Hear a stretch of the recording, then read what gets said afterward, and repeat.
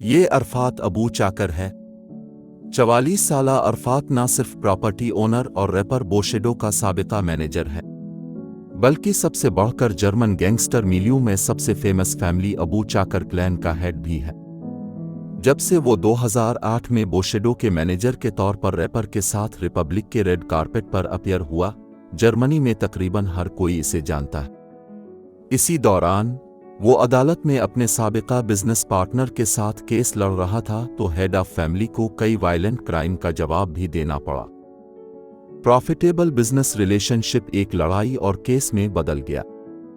यहां तक कि बोशेडो फैमिली के बारे में कहा जाता है कि इन्हें धमकियां दी गई थीं और वो बहुत खतरे में भी थे। लेकिन अरफात अबू चाकर है कौन? आज हम उन सवालात के बारे में जानेंगे और आपको जर्मन क्लैन के बास की वायलेंट लाइफ दिखाएंगे।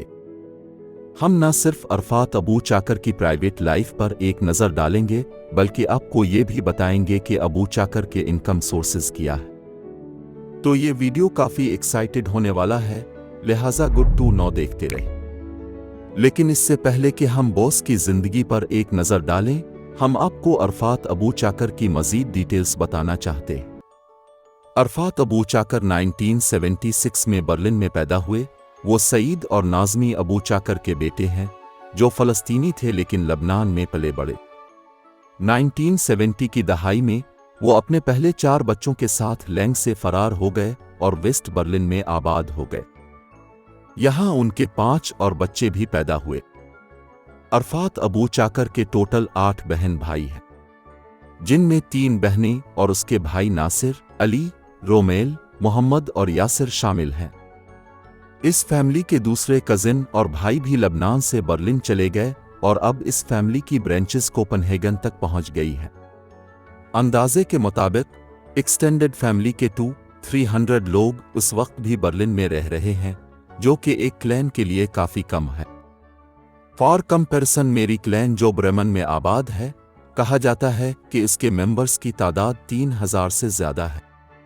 उनके बचपन के बारे में बहुत कम इंफॉर्मेशन मौजूद है। अरफात के बारे में कहा जाता है कि वो मामूली हालात में पला बढ़ा। वो न्यू कोलन की एक सोशल बिल्डिंग में अपनी फैमिली के साथ रहता था। उसने एक बार कोर्ट में ये भी कहा था कि जब वो जवान था तो उसने कार मैकेनिक की ट्रेनिंग हासिल की थी। ऑफिशियली वो अब एक बिजनेसमैन है और कहा जाता है कि वो रेंट और लीज से हासिल होने वाली इनकम पर गुजारा करता है। इसकी अलेज सैलरी 5000 यूरो है, लेकिन उसकी इनकम इससे ज़्यादा है। अबू चाकर क्लैन इस हकीकत के लिए जाना जाता है कि इस फैमिली का एक बड़ा हिस्सा मुख्तलिफ क्रिमिनल एक्टिविटीज़ से अपनी इनकम हासिल करता है। वो मनी लॉन्ड्रिंग, प्रोटेक्शन मनी और बहुत से दूसरे क्राइम उनके खाते में बताए जाते हैं। 2010 में मोहम्मद अबू चाकर, जिसे बहुत से लोग मोमो कहते हैं, के बारे में कहा जाता है कि वो बर्लिन के एक होटल में पोकर रॉबरी के मास्टरमाइंड के तौर पर 2,42,000 यूरो चोरी कर चुका है। अरफात उन क्राइम में किस हद तक मुलव्वस है, इसके बारे में कुछ नहीं कहा जा सकता। अब तक उसे सिर्फ एक बार सजा सुनाई गई है। अरफात अबू चाकर कई बार कोर्ट में पेश हुआ है और अक्सर केसेस में विटनेस ने बिलाखिर अपनी स्टेटमेंट वापस ले ली। अरफात के पास जर्मन शहरियत है। अपने 5 बच्चों के साथ बर्लिन से बाहर विला कलाइन महनों में रहता है। इंस्टाग्राम पर वो अपने फॉलोवर्स को अपना घर दिखाता है और बहुत फख्र के साथ अपनी शू कलेक्शन, अपना जिम और अपना बड़ा गार्डन दिखाता है। वो और उसके भाई इंतहाई महंगी स्पोर्ट्स कार जैसे कि एवेंटाडोर, मर्सिडीज में शो ऑफ करना पसंद करते हैं। ये मालूम नहीं है कि आया अरफात अबू चाकर के पास अपने बच्चों की सोल कस्टडी है या वो अपनी साबिका बीवी के साथ उनकी परवरिश कर रहा है। लेकिन जो बात वाज़ेह है वो ये है कि इसका विला जिस प्रॉपर्टी पर है वो इसने 2011 में बोशेडो के साथ मिलकर खरीदी थी, जो हमें अगले पॉइंट पर ले जाता है, यानी उसकी बोशेडो के साथ डील। 2004 में अरफात अबू चाकर और बोशेडो पहली बार मिले थे। इस वक्त बोशेडो अपने रिकॉर्ड लेबल एग्रो बर्लिन से अलग होना चाहता था, लेकिन इसे इसके लिए कोई लीगल बेस नहीं मिली। फिर इसका अबू चाकर से राब्ता हुआ और उसने बोशेडो का काम कर दिया, यानी एग्रो बर्लिन के साथ रिकॉर्ड मुआहदे से इसको बाहर निकाला। इसके बाद दोनों करीबी दोस्त बन गए। फिर कई कंपनियों की मुश्तरका बुनियाद रखी और फिर कई महीनों में इकट्ठी प्रॉपर्टी भी खरीदारी। इन प्रॉपर्टीज में न सिर्फ अरफात का विला बल्कि रैपर की प्रॉपर्टी भी और एक और विला भी है। विला समेत प्रॉपर्टी की मालियत 18 मिलियन यूरो है।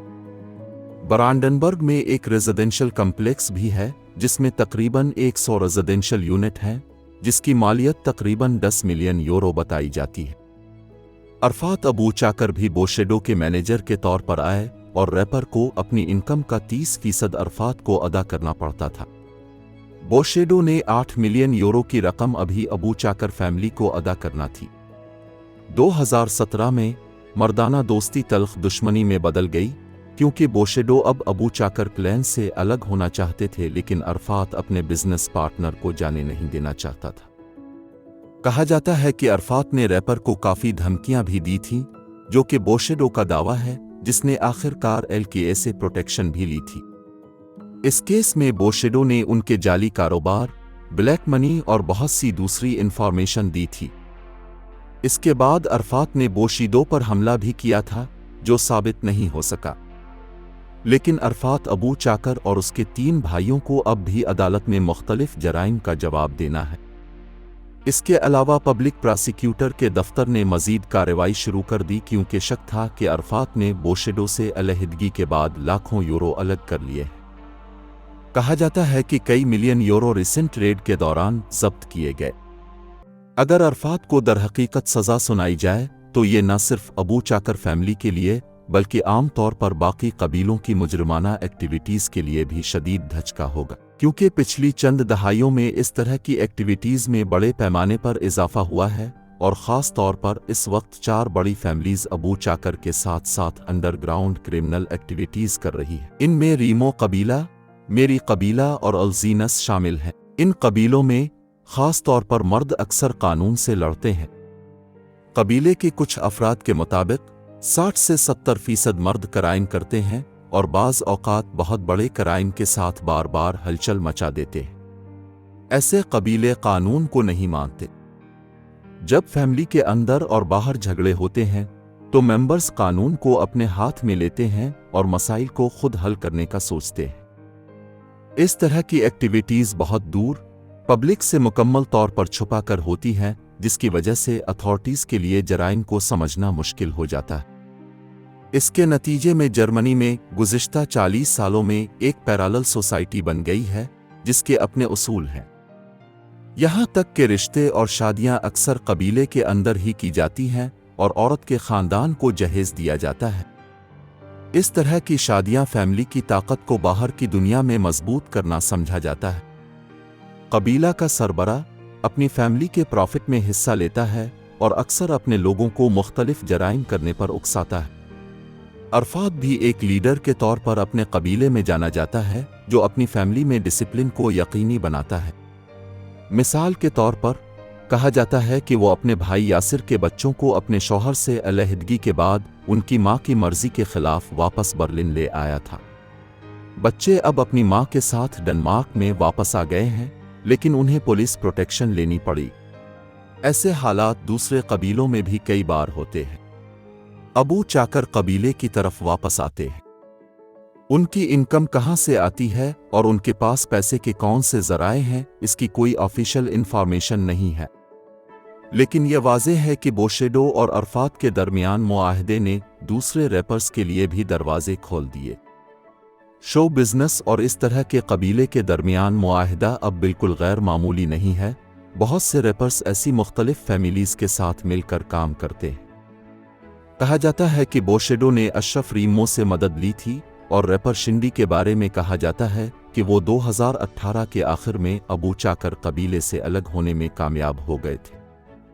रैपर की वन पहले ही 2013 में कबीले से अलग हो चुका था।